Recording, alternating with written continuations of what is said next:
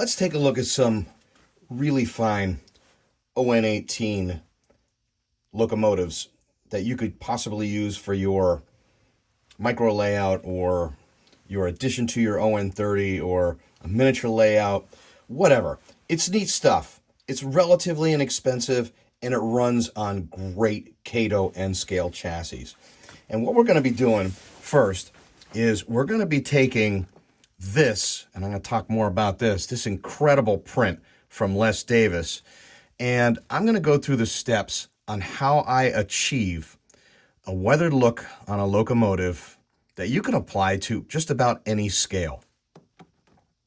So let's dive in.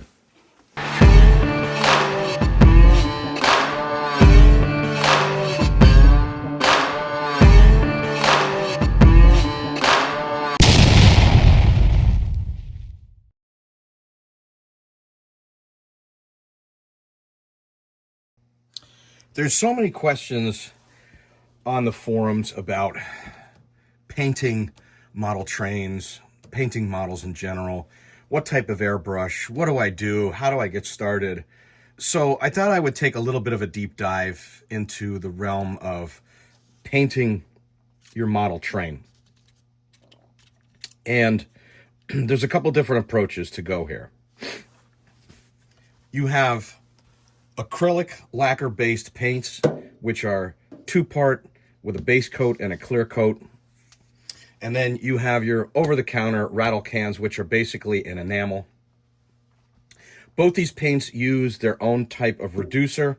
This is a General Pro Finish lacquer-based enamel reducer, and this is just your typical fast reducer for enamels. This reducer can be used with any over-the-counter paint if you want to decant it and spray it into a jar and then reduce it a little bit more to throw through your airbrush, and we'll talk about that in a little bit. This is the type of automotive reducer that you would utilize for rattle cans, testers paints, Tamiya colors, things of that nature. So another piece of equipment that I utilize that I would highly recommend is a respirator, because you really only get one pair of lungs. And I change out the filters. There's two filters in this. There's a cap filter, and then there's the round screw-on filter. I change these out. You could get this stuff on Amazon. You could get this stuff at an automotive paint or supply store. Highly recommend that. What type of airbrush? You know, this question comes up so much that I'm just going to tell you this. You get what you pay for. I've always been a fan of Badger airbrushes. I've always been a fan of dual action airbrushes, meaning you push down on this for air, you pull back to control the amount of paint. This is a dual action airbrush. I actually have 3 of these, and that's a bit overkill, but I use one for specifically primer, another one for specifically clear coat when I'm doing base coat, clear coat on professional slot car models. And then I use this one for my enamels, and I use this one also for my Createx acrylics that I spray when I do RC car bodies on polycarbonate. So, and the only reason I do that is because in my mind, I want to keep this an enamel gun or an acrylic gun. And I know that it gums up a little bit more often with enamels and acrylics, so I just want to dedicate this one to that. I don't want to get my clear coat gun all gummed up. I don't want to get my lacquer-based enamel gun all gummed up. So I kind of like, I guess you want to say I'm autistic when it comes to airbrushes. This is the Badger 150 Anthem. I highly recommend this airbrush.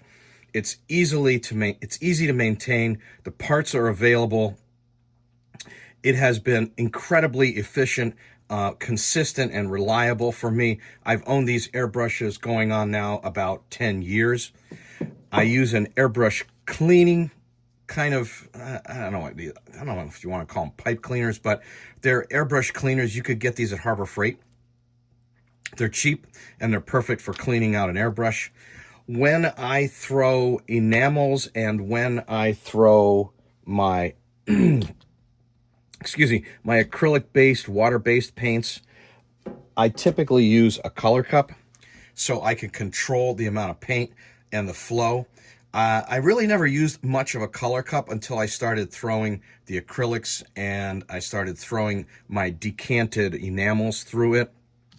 Otherwise, when I'm using my lacquer-based enamels, my base coat, clear coat, and such, I typically use a feed jar. And these are also available. You can get these through Amazon. They're pretty universal. The feed snout or the feed nozzle right here fits all the airbrushes. So let's talk about how we're going to approach this 3D printed model by Les Davis.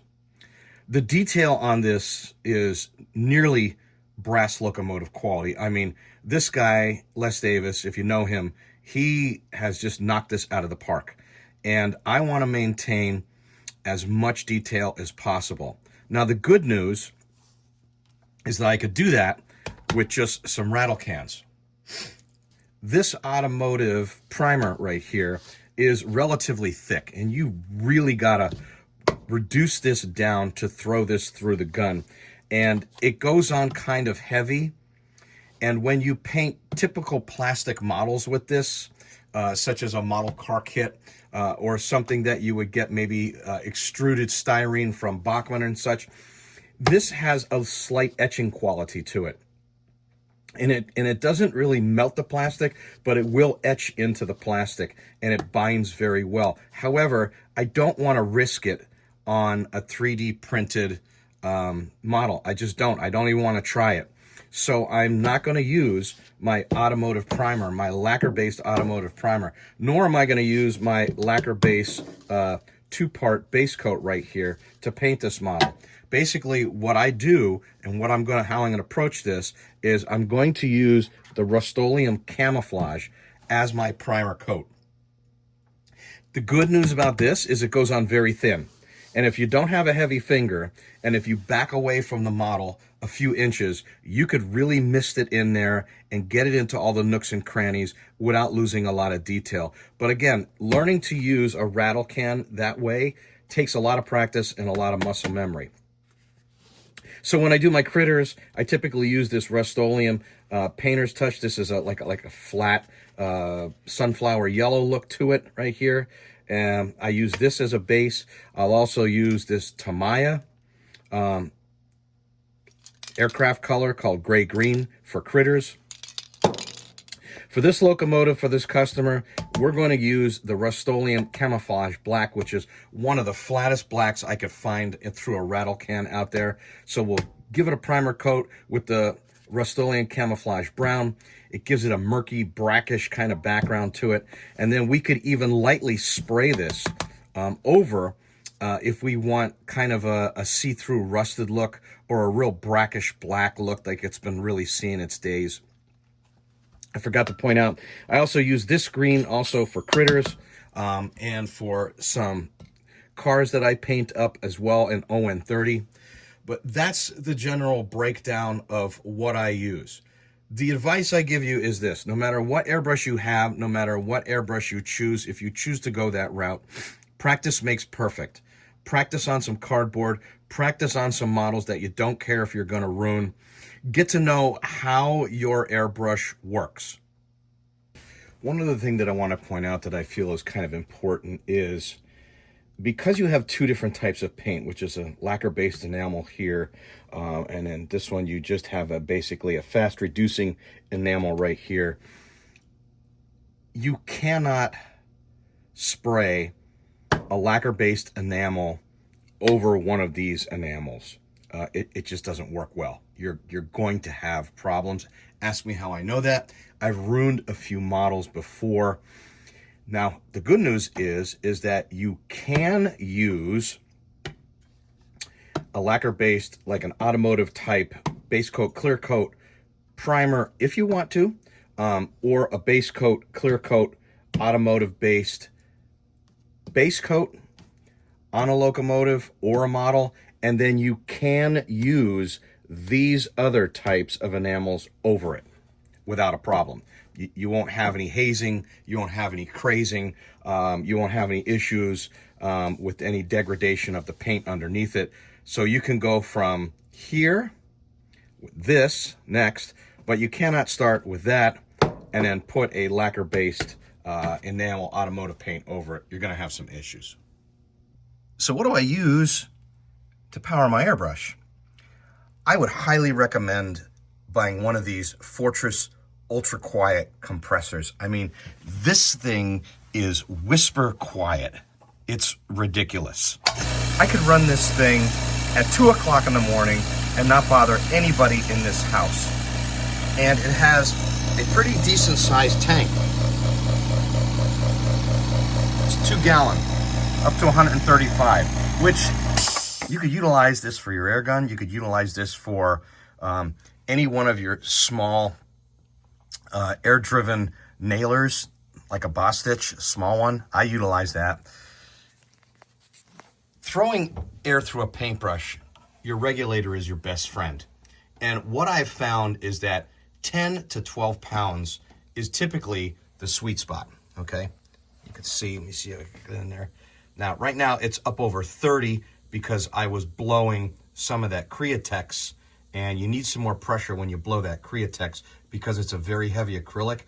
But typically, I'll blow about 10 to 12 pounds when I do enamels or a lacquer-based enamels. I'll turn it up over 20 again when I start blowing some clear coat for the 2-part clear and base coat. But typically when you're gonna decant any kind of a enamel or you're gonna throw a lacquer-based enamel from a rattle can, you wanna be around 10 to 12 pounds. That will give you control of your brush. That will allow you to finally get into places and hit those nooks and crannies without loading up the paint and losing your detail on your model. Along with my respirator, I also utilize this paint booth. These could get kind of pricey, and there's a lot of different ones out there, and this paint booth is not duct to the outside.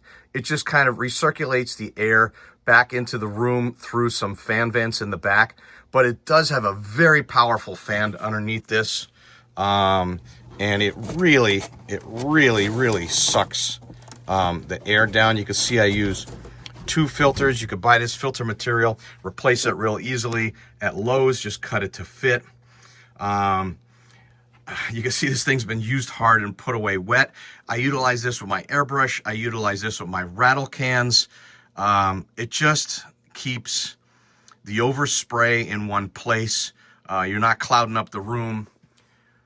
Again, there are many different ones out there. You could get really pricey on this stuff, almost up to $500 if you wanted to, and have something like duct out a window. But this works for me. Along with a respirator, I don't have any problems. But I would suggest some kind of a paint booth when you're throwing your paint, rattle cans or airbrush.